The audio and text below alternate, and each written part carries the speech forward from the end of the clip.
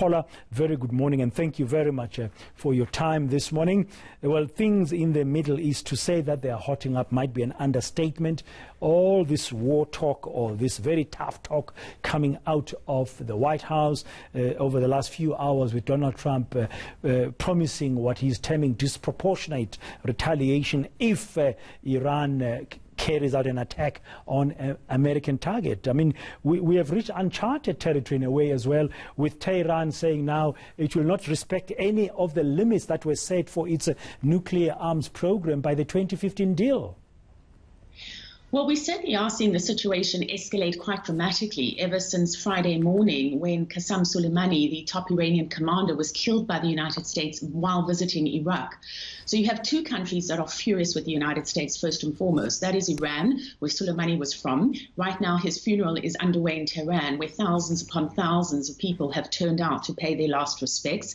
And those kind of scenes are playing out across the Middle East in countries that support Iran. And you also have Iraq, where the assassination took place, saying we are a sovereign country.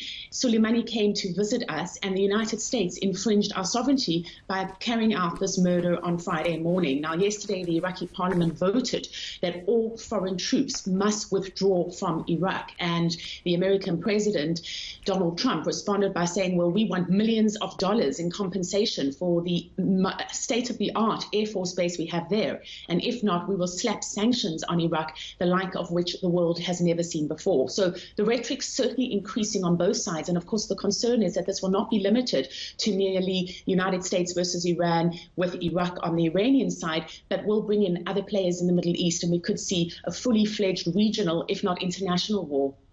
Now, Paula, what could Iran do? I mean, they are promising revenge. They are promising dark days for the United States. I mean, what are commentators back in the Middle East really saying? How are people looking at what's possible action by Iran against America?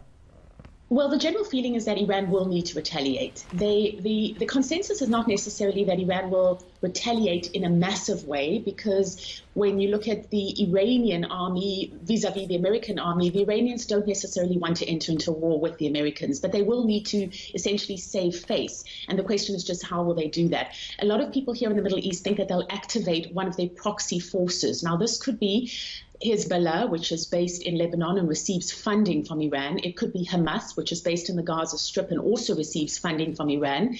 And both of those organizations sit on the Israeli northern and southern borders. And that's why already since Friday morning, we've seen the Israeli army go on a state of high alert on the borders. So the thinking is that the Iranians will retaliate, possibly by firing against Israel, which is the United States' closest ally in the region. And the Israelis are preparing for that kind of showdown. And as you correctly mentioned, the Israeli Prime Minister Benjamin Netanyahu is the only person, or is one of the few leaders in the world, that has come out in such stringent support of the American leaders' actions. The other thing Iran could do is close the Straits of Hormuz. Now, much of the world's international maritime trading flows through these straits. And should Iran go and do that, it will create a major disaster for international economies. We could see Iran taking action from Tehran.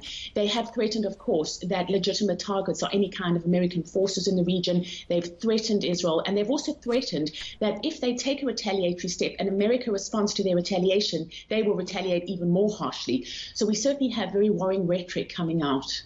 Yeah. Now, could a war, an out-to-out war, be averted if, for any reason, from what you understand, Paula, in the Congress, like in the House, Senate, they vote to limit Donald Trump's power? Because there are reports coming out of America overnight that Ms. Pelosi is saying that in the House they might try to limit his powers. Or do you think we are really going to be entering dangerous, uncharted territory regardless? Look, the sense in the region is that this is dangerous territory, but nobody really wants another war. And the feeling I get from talking to people in various capacities is that there will be some kind of tension. As I mentioned earlier, Iran will do something to save face. But it's unlikely that Trump really wants to go to a full-scale war with Iran, and it's unlikely that Iran wants the same either. Having said that, you never really know what happens. You're talking about the American Congress, which is, of course, furious that Trump went ahead with what they say was a unilateral decision on Friday. Now, legally, he's not bound to let the Congress know when he's taking such action. And we did see him in the last few hours tweet in which he said that the Congress can now follow him on Twitter for updates on Iran. He also said that should Iran strike any American person or target, he will take action, and that action might be disproportionate.